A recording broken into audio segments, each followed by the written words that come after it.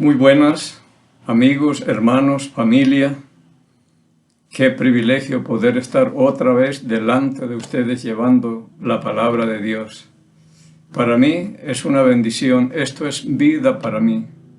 Y le doy gracias a Dios en el nombre de Cristo, el Señor, que me haya tomado en cuenta y me haya dado esta oportunidad, aunque Él no me haya llamado, yo la he buscado también porque necesito. Quiero ser un hombre agradecido y por lo menos compartir la palabra que Él ha mandado a predicar por todo el mundo. Por lo menos haciendo lo que se puede y por lo menos aquí en Quito, Ecuador. Y esto es un mandamiento para todos, que prediquemos la palabra. No solamente es para hombres llamados pastores, sino para todo creyente que verdaderamente crea, hable. Porque la Escritura dice, porque creí, hablé. Hechos 18:9 creo que dice allí. Eso decía Pablo, porque creí, hablé. Uno habla porque cree, porque verdaderamente cree. Pero el que tiene duda y no cree verdaderamente, no habla, para no equivocarse o no tener problemas. Pero todos estamos cordialmente obligados a compartir la palabra. Que si todos hiciéramos esto con los que están a nuestro lado. Pero es increíble que en casas de verdaderos creyentes, como se cree la gente, hay incrédulos al lado de ellos, la misma familia. Unos han muerto de la misma familia. Una vez murió un joven y le pregunté a este hermano que va a la congregación, pero ¿usted sí le habló la palabra de Dios? Dijo, no. ¿Por qué no me llamó? Y le quedó esa cosa. Ni habló, ni llamó, ni hizo nada. Y las almas se siguen perdiendo. Así que tengamos cuidado con esto. Es una bendición tremenda, no es un trabajo. Esto no es trabajo, esto es un privilegio, es una bendición que el Señor nos permite participar de la obra a nosotros también, simples mortales. Y esto yo estoy muy agradecido a Él por haberme, si es que me escogió y me dio esta oportunidad, yo quiero aprovecharla al máximo. Oremos y empezamos. Padre Santo, en el nombre de Cristo, el Señor, nos acercamos en este día a usted, con gratitud en nuestro corazón por su gracia y misericordia, porque usted sigue dándonos lo que necesitamos, más que lo que merecemos, Señor. Si nos diera lo que merecemos, ya no estábamos aquí. Muy agradecido estoy por entender algo de las Escrituras y poderlo entender a usted también, Señor, y temerle, porque lo voy conociendo. Una vez que lo va conociendo uno, Padre, lo menos que debe hacer es temerle, tomar en serio lo que usted dice y obedecer la palabra. Eso es todo. Y las bendiciones están aseguradas. Pidiéndole nuevamente, Señor, por los necesitados. Hay mucha gente necesitada. Enfermos, sin trabajo, con hambre, sin comida. Habrá de todo, Señor. Yo pienso en los muchachos del bosque, cómo estarán y qué harán. Si estarán todavía entre los vivos o qué habrá pasado con ellos, porque no me he acercado por allá. Y como ellos, muchos también, Señor. Y le ruego que usted se encargue de ellos como se ha encargado de mí y se ha encargado de muchos, que estamos más que bendecidos, Señor. Ayúdeles, Padre. Usted es el Padre de toda consolación, el que no desampara a nadie. Usted siempre está pendiente de todos y cada uno, de los grandes y pequeños detalles que vamos necesitando nosotros, Señor. Usted no nos abandona. Usted es el buen pastor que su vida dio por las ovejas y tiene esa compasión tremenda por los que tienen hambre, para los que están enfermos, para los cojos, para los sordos, para los ciegos, muertos. De todo se preocupó usted. Anduvo haciendo bienes por esta tierra, Señor, sanando y expulsando demonios y liberando a los oprimidos por el diablo, dice la Escritura. En Hechos 10:38. Hizo cosas extraordinarias, no desamparó a nadie, pero eso sí, yo veo que a usted le trajeron o vinieron a sus pies. Eso tenemos que hacer, buscarle. Porque usted no nos va a ir buscando, cada uno tendrá que ir mostrando esa necesidad y dependencia del Señor, mostrar verdaderamente la necesidad que tenemos. Gritar, orar, clamarle, para que usted se detenga, como hizo con Bartimeo el ciego. Así que nuestra esperanza y confianza está en usted siempre, Señor, y los que están haciendo trámites para salir del país, irse a otras partes, ayúdeles como a Guillermo, Sarita, que piden oración para poder salir, que usted le facilite las cosas, le provea de recursos, tiempo y todo lo que se necesita para hacer todas estas cosas, Señor. Y los que estamos bien, gracias, Señor, muy agradecidos estamos. Y en este día pidiéndole que su Santo Espíritu sea el Maestro, como siempre, que nos enseñe, nos recuerde y nos guíe a toda la verdad. Pidiéndole estos favores por el nombre y por los méritos de Cristo el Señor. Hace 8 días estuvimos hablando acerca de la llenura del Espíritu Santo. Y la importancia de esto, porque lo necesitamos para todo nivel. Yo les decía, no solamente para lo espiritual, yo voy a predicar y necesito la llenura del Espíritu Santo, es verdad. Yo muchas veces he experimentado eso y he dicho, 5 minutos estoy hablando yo, pero después ya todo fluye, entra el Espíritu a hablar y hacer, y hace lo que tiene que hacer conmigo. He experimentado eso en mi vida, pero la necesitamos para todo trabajo, para toda labor que hagamos, llenura del Espíritu Santo. Porque así funcionan las cosas. Un creyente verdadero debe estar siempre lleno del Espíritu Santo y haciendo las cosas como para el Señor. Todo lo que haga como para el Señor y no para los hombres. Y hoy quiero ver un ejemplo. En el capítulo 6 del libro de los Hechos tenemos un ejemplo acá. Y quiero que busquen Hechos, capítulo 6. Vamos a leer desde el versículo 1. Dice, en aquellos días, como creciera el número de los discípulos, hubo murmuración de los griegos contra los hebreos de que las viudas de aquellos eran desatendidas en la distribución diaria. Aquí ya hay problemas. En el capítulo 5 hay problemas. Una pareja murió porque vendieron una propiedad y sustrajeron del precio, tal vez trajeron la mitad. Y Pedro les pregunta, ¿en tanto vendieron la propiedad? Y ellos dijeron, en tanto, mintiendo. Pues no han mentido a hombres sino al Espíritu Santo, porque era el Espíritu Santo el que estaba verdaderamente en ellos, hablando, controlándolos, llenos del Espíritu Santo. Y por eso tenían un don de discernimiento tremendo. Ellos sabían quién les estaba mintiendo y quiénes no. Nosotros poco en cuanto a los dones del Espíritu Santo. Pero bien, yo veo aquí un problema. En el capítulo 2 del libro de los Hechos, cuando la iglesia comenzaba, dice en el capítulo 2, versículos 44 y 45, dice, todos los que habían creído estaban juntos y tenían en común todas las cosas, y vendían sus propiedades y sus bienes y los repartían a todos según la necesidad de cada uno. No había gente necesitada en esa iglesia. Todos los que tenían propiedades las vendían y traían y la ponían el dinero al pie de los apóstoles. Dice acá en el capítulo 4, versículo 32. Y la multitud de los que habían creído eran de un corazón y un alma, y ninguno desea ser suyo propio nada de lo que poseía, sino que tenían todas las cosas en común. Nadie se sentía dueño de nada, esto es de ustedes. Y se repartían para todos. El versículo 33, estoy en Hechos capítulo 4. Y con gran poder los apóstoles daban testimonio de la resurrección del Señor Jesús, y abundante gracia era sobre todos ellos. Así que no había entre ellos ningún necesitado, porque todos los que poseían heredades o casas las vendían y traían el precio de lo vendido, y lo ponían a los pies de los apóstoles, y se repartía a cada uno según su necesidad. Así comenzó la iglesia.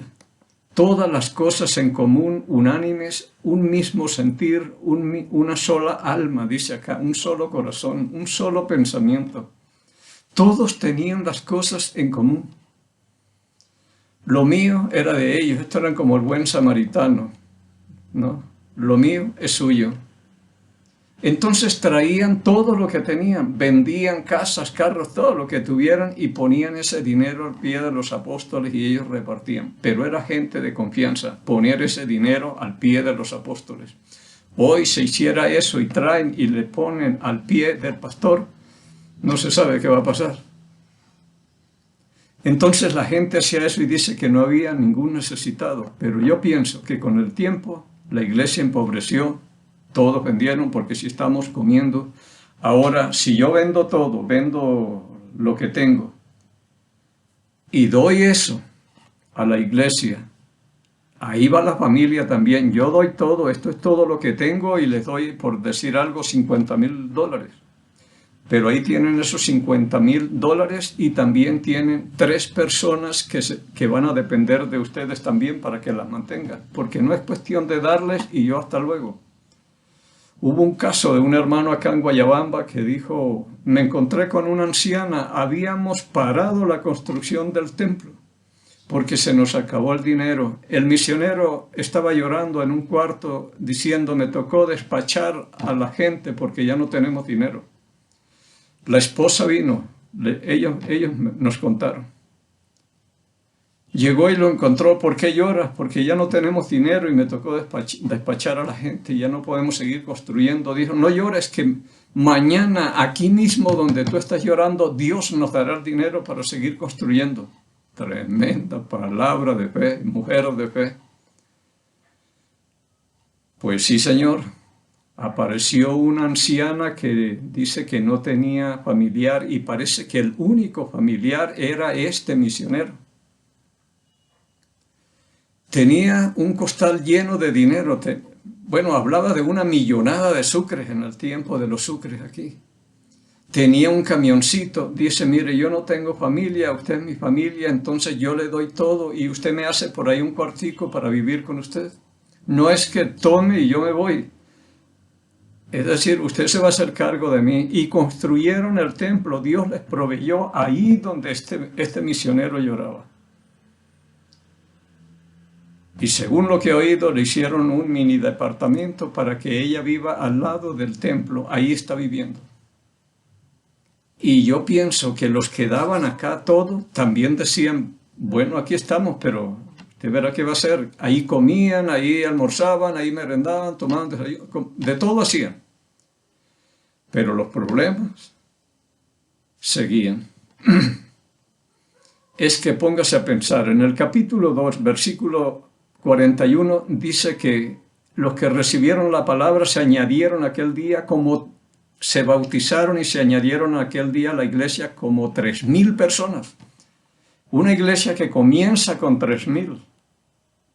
En el capítulo 4, versículo 4, dice que le creyeron como 5,000 hombres. Solo hombres, habla ahí, ahora las mujeres y todo, pero hablemos de 7,000 personas. Y si hay que darles de comer, póngase a pensar aquí. Aquí dicen que hubo problemas porque las viudas de los griegos estaban desatendidas, pero póngase a pensar, yo me he puesto a pensar en esto. Que si hay 7,000 personas, están los 12 apóstoles sirviendo. Ellos servían y un montón de gente, me imagino, que a cocinar y a servir. Si comenzaban a servir el desayuno a las 7 de la mañana, el 7,000, el último que le dieran, porque aquí es posible que ellas les servían de último, entonces ellas estarían tomando desayuno a las 12 del día por lo menos, los últimos. Y los primeros ya estarían esperando el almuerzo porque ya se fue el tiempo. Para atender a 7,000 personas, eso poniendo 7,000, porque para mí había más. Entonces ya comenzaron las murmuraciones y los problemas. Aquí en el capítulo 6, versículo 1. En aquellos días, como creciera el número de los discípulos, ya era mucha gente. Cuando crece la iglesia, crecen los problemas. Todo crece. creció el número de los discípulos y hubo murmuración de los griegos contra los hebreos de que las viudas de aquellos eran desatendidas en la distribución diaria. Versículo 2. Entonces los 12 apóstoles convocaron a la multitud de los discípulos y dijeron: no es justo que nosotros dejemos la palabra de Dios para servir a las mesas. Ellos convocaron a toda esa multitud y dijeron: oiga, nosotros en lugar de estar predicando la palabra y orando, estamos sirviendo, pelando papas, cocinando yucas y aquí todo lo demás, y esa no es la misión nuestra. Y de todos modos tenemos aquí problemas con la gente. Este comunismo no funcionó. Yo me pongo a pensar, si en este tiempo hiciéramos eso, llenaríamos el templo rapidito, todos vendemos lo que tenemos y lo llevamos, se nos llenaría el templo y ya no tendríamos dónde meter gente. Pero cuando eso se acabe, volvemos a lo mismo. Y yo diría, yo no haría eso, lo que ellos hacían en el primer siglo. Esta era gente de un solo sentir, una sola alma, un solo corazón. Hoy no es así. La gente iría muchos por interés, no por la palabra. Aquí era por la palabra que iban. Y yo, haber gastado toda mi salud, mi vida, trabajando para la familia y de pronto para pasarle esto y mantener vagos, olvídese. Ni la palabra de Dios apoya esa. Si alguien no quiere trabajar, que tampoco coma. Así que esto no funcionaría. Y aquí no funcionó, a pesar de que era una iglesia. Ahora, con el montón de iglesias que hay más iglesias que panaderías. Por todo lado hay iglesias. Muy bien, entonces dijeron los apóstoles: esto no está bien. Nosotros estamos aquí haciendo un trabajo que no nos pertenece a nosotros. Y aquí hay un montón de gente que pueden hacer eso y nosotros nos vamos a dedicar a la palabra y a la oración.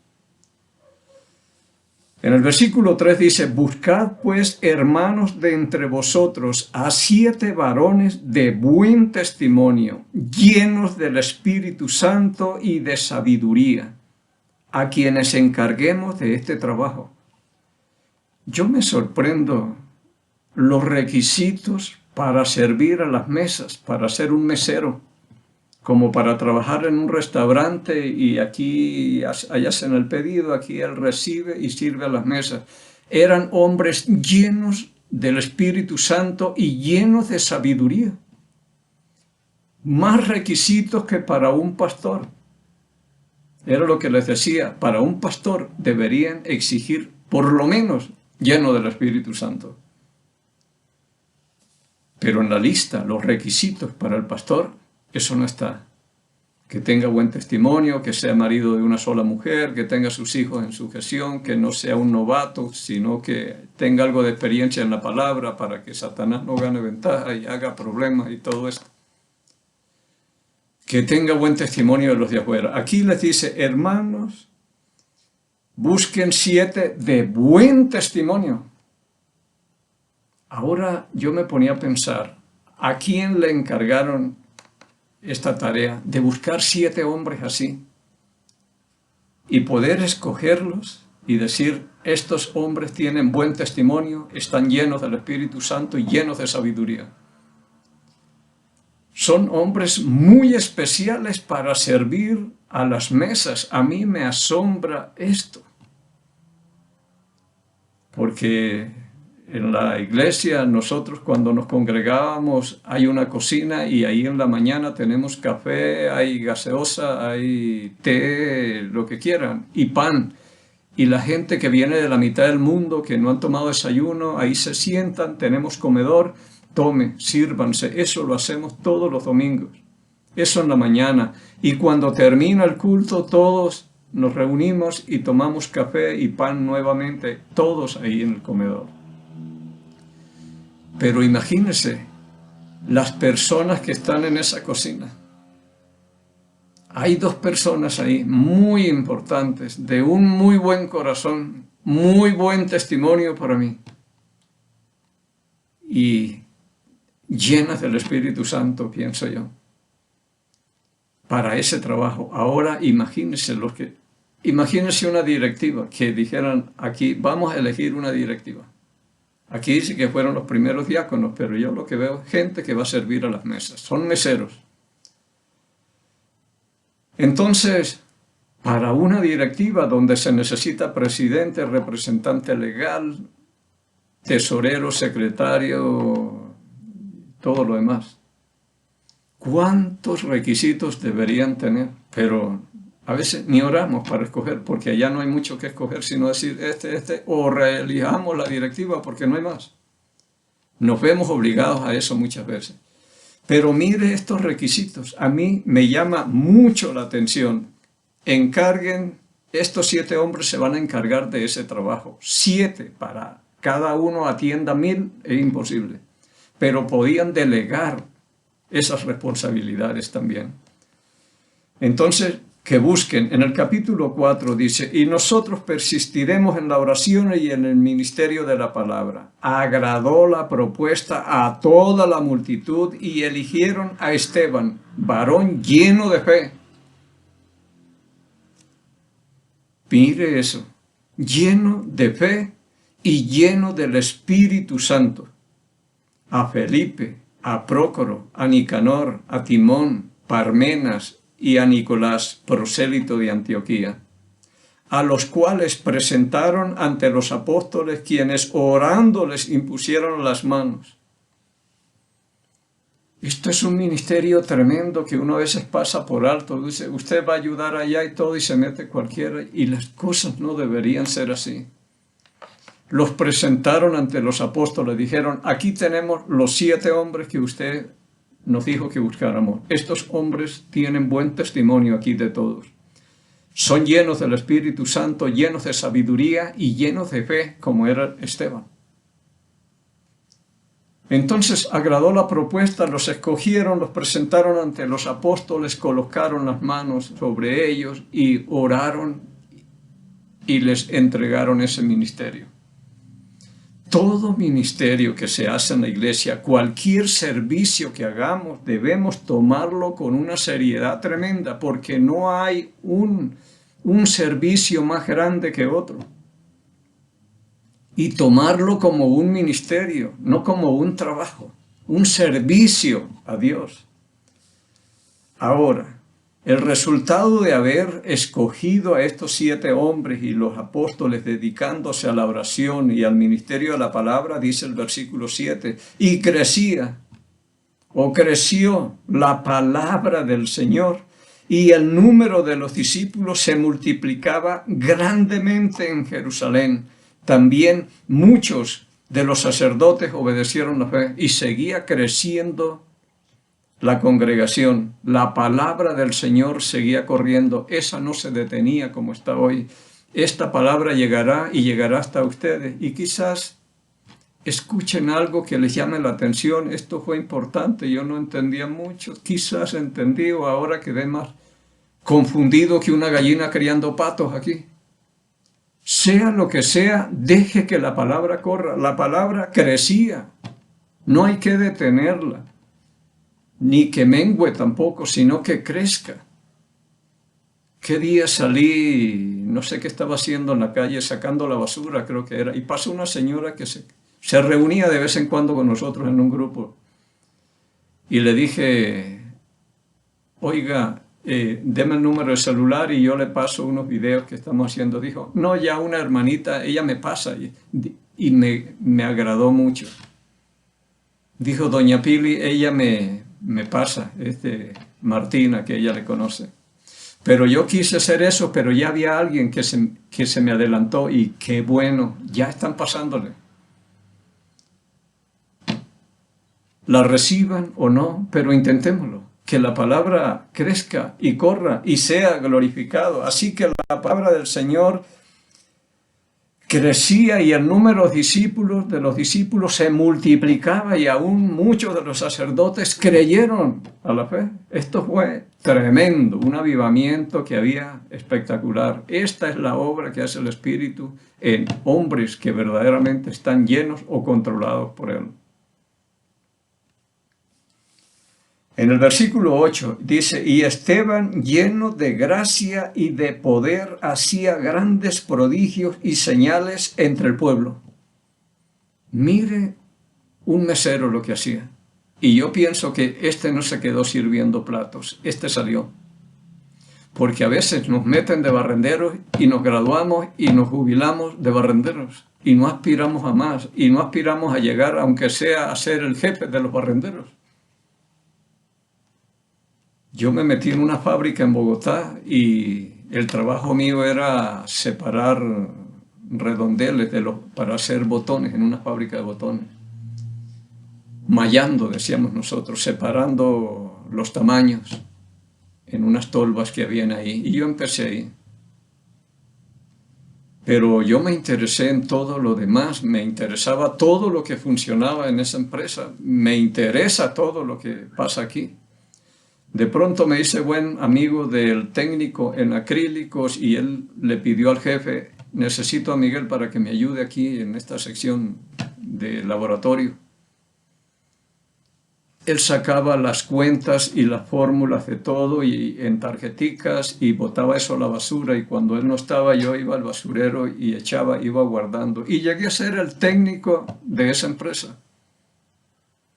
Y me llamaron para otra empresa y de ahí en adelante seguí siendo técnico donde quiera que iba, y hasta aquí en el Ecuador llegué a ser el técnico por 33 años. Pero yo empecé fue mallando botones, pero dije, hay oportunidades de crecer aquí. Pero así le pasó a Esteban, usted va a servir a las mesas, pero dice, uy, en la calle hay una oportunidad tremenda de predicar, y el poder de Dios que estaba en él, y hacía grandes señales. Y note bien las características de este hombre, porque aquí dice que eligieron a Esteban, varón de buen testimonio, lleno de fe y del Espíritu Santo. Y aquí en el versículo 8 dice, y Esteban lleno de gracia también y de poder completo. Era una bomba. Esto era un misil, este hombre, un poder tremendo. El Espíritu Santo lo controló y este hombre se jaló un mensaje terrible aquí. Y aquí es donde yo me doy cuenta con este hombre que verdaderamente este hombre tenía un conocimiento tremendo de las Sagradas Escrituras y estaba lleno de la palabra de Dios, y eso es lo que Dios utiliza también para llenarlo a uno.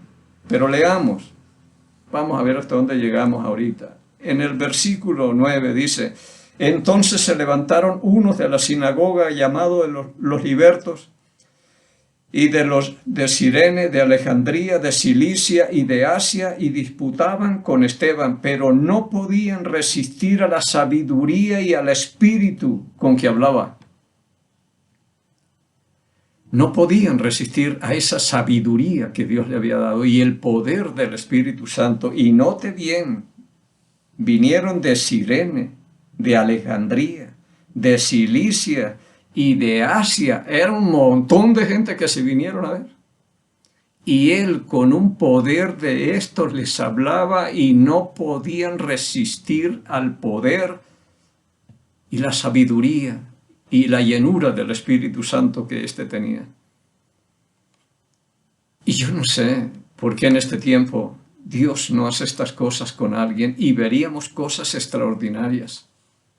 Pero quizás no es el tiempo todavía y más adelante Dios pueda hacer estas cosas. Así que dice el 10, pero no podían resistir a la sabiduría y al espíritu con que hablaba. Versículo 11, entonces sobornaron a unos para que dijesen que le habían oído hablar palabras blasfemas contra Moisés y contra Dios. Y soriviantaron al pueblo y a los ancianos y a los escribas, y arremetiendo le arrebataron y le trajeron al concilio. Y pusieron testigos falsos que decían, este hombre no cesa de hablar palabras blasfemas contra este lugar santo y contra la ley. Ya no sabían qué hacer y usaron fue la violencia, lo cogieron y arremetieron contra él y lo arrebataron y lo trajeron al concilio y buscaron testigos falsos porque eran hombres de buen testimonio. Esa es una característica de un hombre lleno del Espíritu Santo. Un buen testimonio. Que en todos nosotros glorifiquemos a Dios. Que cerremos la boca de los enemigos. Que no tengan nada que decir. Así que le dijeron, este anda hablando un poco de cosas, pero está hablando. Esa es la parte nuestra, lo que nos toca a nosotros. Pues le hemos oído decir que ese Jesús de Nazaret destruirá este lugar y cambiará las costumbres que nos dio Moisés. Versículo 15. Entonces todos los que estaban sentados en el concilio, al fijar los ojos en él, vieron su rostro como el rostro de un ángel. Impresionante. No sé si usted ha visto una persona transformada así por el poder del Espíritu Santo, por estar lleno de fe, lleno de gracia, lleno de sabiduría. Buen testimonio. Esto es un hombre lleno del Espíritu Santo. Tiene todas esas características. Así que lleno del Espíritu Santo no es tumbando gente ni haciendo esas cosas, es hablando la palabra y con un poder tremendo que nadie lo podía resistir. Y les tocó fue violencia, arrebatarlo y llevarlo y presentarlo al concilio para juzgarlo. Pero ya comienzan los problemas. Y para mí también, porque se me fue el tiempo. Entonces queda el capítulo 7, que es el mensaje que él va a hablar acá. Y vamos a utilizarlo en el próximo, si Dios permite. Pero esto es bien interesante para que usted entienda que la llenura del Espíritu Santo no es exigiéndole lléname o gritando o saltando alguna cosa. Eso es lo que tratamos de entender acá y aprovechar estas enseñanzas para sacarle el máximo provecho. Bien. Quiera Dios que cada día encontremos esa gracia, misericordia y paz de Dios Padre y del Señor Jesucristo. Bendiciones.